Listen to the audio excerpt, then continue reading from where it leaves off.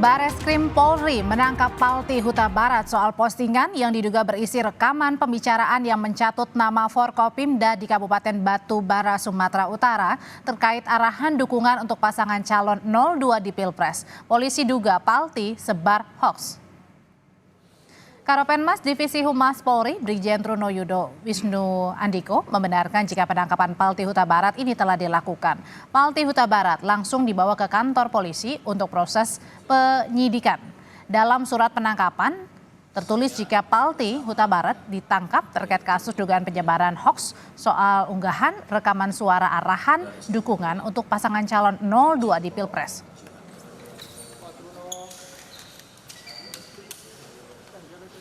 Menelusuri, yang pertama adalah benar bahwasannya proses penangkapan telah dilakukan oleh Direktorat Tipit Siber Bareskrim Polri.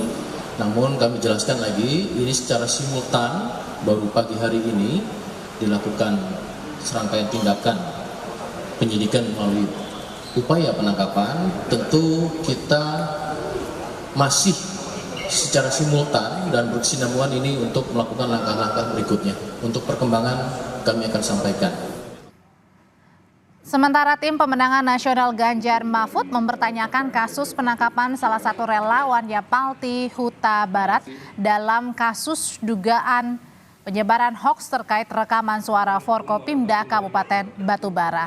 Deputi Hukum TPN Ganjar Mahfud Todung Mulya Lubis mempertanyakan motif penangkapan Palti Huta Barat karena saat ini Bawaslu masih melakukan uji forensik terhadap rekaman suara dugaan pelanggaran pemilu di Kabupaten Batu Bara. Selain tengah melakukan pendampingan hukum, TPN juga meminta polisi untuk tak melakukan penahanan terhadap Palti Huta Barat.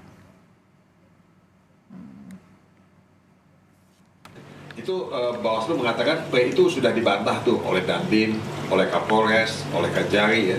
Jadi udah tidak usah dipersoalkan lagi. Nah tapi kok setelah postingan Bawaslu ini, setelah pernyataan ini, kenapa tiba-tiba ada penangkapan? Sekali lagi ya, tidak bisa memahami kenapa ada penangkapan. Palti Huta Barat ini melakukan reposting ya, video yang sudah banyak beredar di media sosial tentang dugaan percakapan yang terjadi tadi sudah dijelaskan oleh Pak Karania di Kabupaten Batu Bara mengenai arahan agar memilih paslon nomor 2. Nah, saya menyimak ya, mempelajari isi video itu dan memang itu yang dikatakan dalam percakapan itu. Kepada desa, ini langsung aja kita diarahkan ke 02, judul yang pertama. Penangkapan Palti Huta Barat berawal dari unggahan rekaman suara terkait dugaan pelanggaran pemilu untuk mengarahkan dukungan dan dana desa untuk calon presiden nomor urut 2. Ketua Bawaslu RI Rahmat Bagja memastikan saat ini sedang melakukan uji forensik terkait rekaman suara tersebut ke Polda Sumut. Bawaslu RI juga meminta Bawaslu Sumatera Utara untuk mensupervisi proses pemeriksaan digital forensik terhadap rekaman suara yang beredar. Batu Bara masih proses, kita lagi menguji lab forensik, kita mengajukan ke Polda Sumatera Utara. Tapi kan itu Pak, katanya bisa dihentikan di Bawaslu Sumut. Bukan Sumut, Batu Bara kali. Kan saya minta kemudian kepada Bawaslu Sumut untuk melakukan supervisi dan bila perlu take over. Terus lanjut Pak ya, pemeriksaannya Pak? Apa? Pemeriksaannya terus lanjut. Pemeriksaan apa? Yang di Sumut Pak? Pemeriksaan terhadap rekamannya. Ya. Makasih ya, Pak Ketua.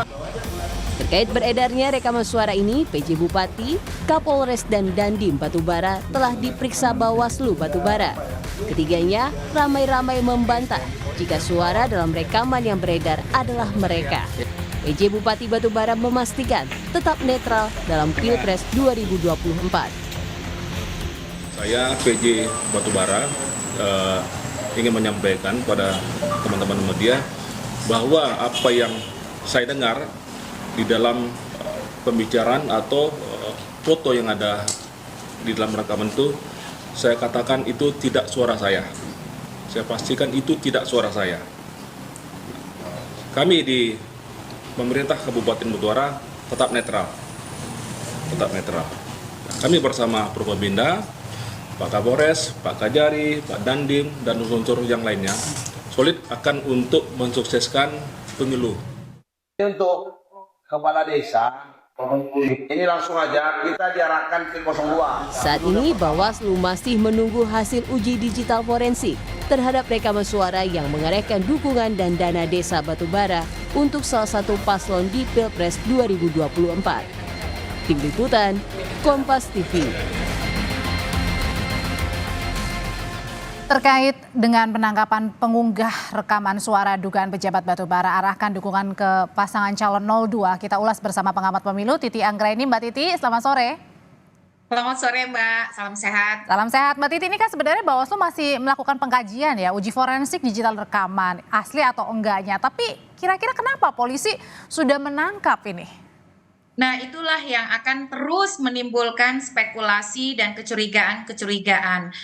Dalam konteks pemilu, jadi partisipasi masyarakat itu sangat diperlukan. Bahkan dalam banyak hal kalau kita lihat, Bawaslu itu menindaklanjuti sesuatu karena ada informasi awal yang beredar di masyarakat. Soal penangkapan ini yang kemudian bisa ditangkap adalah seolah-olah kok tergesa-gesa sekali begitu ya. Sementara kan proses hukumnya masih berlanjut. Tadi Ketua Bawaslu menyatakan bahwa meminta misalnya Bawaslu Sumut untuk mengambil alih. Karena saya memahami situasi soal dugaan pelanggaran ini, kita masih duga ya, praduga tak bersalah. Ini bukan sesuatu yang mudah. Ini bukan sesuatu yang bisa dengan istilahnya gampang diselesaikan oleh Bawaslu Batubara. Karena mengingat pihak-pihak yang terlibat itu adalah pimpinan daerah yang dalam hal ini dalam satu wilayah dengan Bawaslu Batubara. Jadi keputusan Bawaslu RI untuk meminta Bawaslu Sumatera Utara mengambil alih itu adalah keputusan yang tepat. Mestinya kita hormati semua proses yang berjalan ini, jangan sampai langsung ada konklusi tanpa proses hukum yang selesai begitu ya. Karena kan ini dugaan pelanggaran pemilu. Siapa yang berwenang menyelesaikan dugaan pelanggaran pemilu? Yang berwenang itu adalah Bawaslu. Pintu masuknya hanya satu, lewat Bawaslu. Bawaslu masih bekerja karena mereka punya 14 hari kerja untuk menyelesaikan, melakukan kajian, dalam konteks ini investigasi ya. Karena ini adalah temuan ya. Ya, kalau gitu sebenarnya dengan adanya penangkapan ini, penangkapan Palti Huta Barat ini akhirnya membuat orang atau masyarakat jadi takut nggak untuk melaporkan? Kan mungkin saja dia juga bertanya-tanya ini sebenarnya asli atau enggak nih kegiatan untuk menggerakkan paslon 02 ini. Betul sekali Mbak. Jadi kalau kita lihat data yang ada di website Sigap Lapor Bawaslu, 800 lebih dari penanganan pelanggaran yang dilakukan oleh Bawaslu itu berasal dari temuan. Artinya, mohon maaf, berasal dari laporan. Artinya berasal dari masyarakat peserta pemilu ataupun calon. Setengahnya baru berasal dari temuan Bawaslu begitu ya. Nah, kalau demikian ini bisa kemudian ketika masyarakat sangat dalam situasi mau berpartisipasi, situasi hari ini itu bisa menjadi backfire atau kemudian menjadi menciptakan suasana ketakutan gitu ya. Dan tapi yang paling menurut saya problem di sini, masalah di sini adalah proses yang tergesa-gesa untuk menangkap dan kemudian malah sudah dibilang ini dibilang hoax lagi. Iya betul, nah itu dia. Jadi sementara kan kami ya misalnya kepada masyarakat itu suka mengatakan begini, contoh ya di hari H nanti jangan lupa ya pergi ke TPS, difoto hasilnya, nanti upload di media sosial sebagai kontrol bersama publik.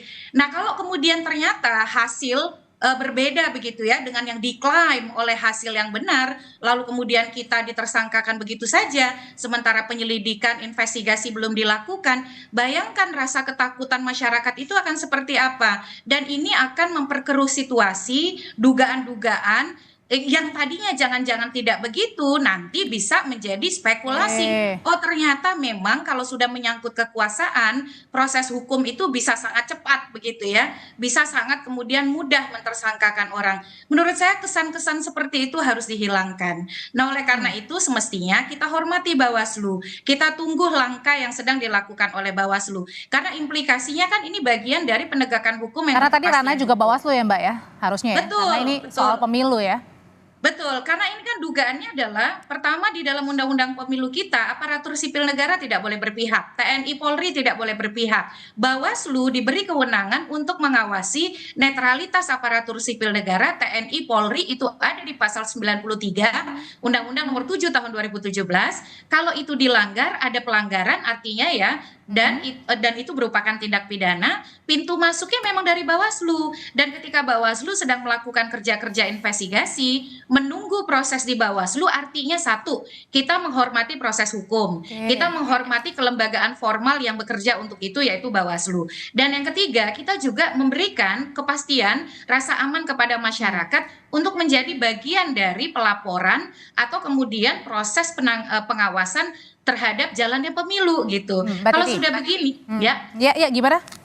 Ya, kalau sudah begini yang saya khawatirkan, Mbak, di tengah partisipasi masyarakat yang mau ambil peran mencegah terjadinya pelanggaran, memastikan netralitas aparat birokrasi dan juga penyelenggara negara, serta misalnya memantau jalannya pemilu, ini bisa menimbulkan situasi rasa takut dan rasa tidak aman begitu. Jadi implikasi ini juga harus difikirkan, apalagi ya. Ini menghormati proses di Bawaslu jadi penting di tengah stigma kekhawatiran kita soal netralitas aparatur sipil negara dan juga aparat kita. Kita harus sama-sama mengakui narasi soal kekhawatiran aparat dan juga apalagi ini dipertanyakan dengan masuknya banyak misalnya termasuk juga dengan paslon atau mungkin yang banyak laporan bukan hanya masyarakat tapi kali ini yang melaporkan kasus ke masyarakat justru ini ditindak gitu ya Mbak? Betul. Jadi beda sekali nih Mbak situasinya dengan 2019. Ya, kalau 2019 yang paling banyak itu adalah temuan dari Bawaslu. Jadi Bawaslu itu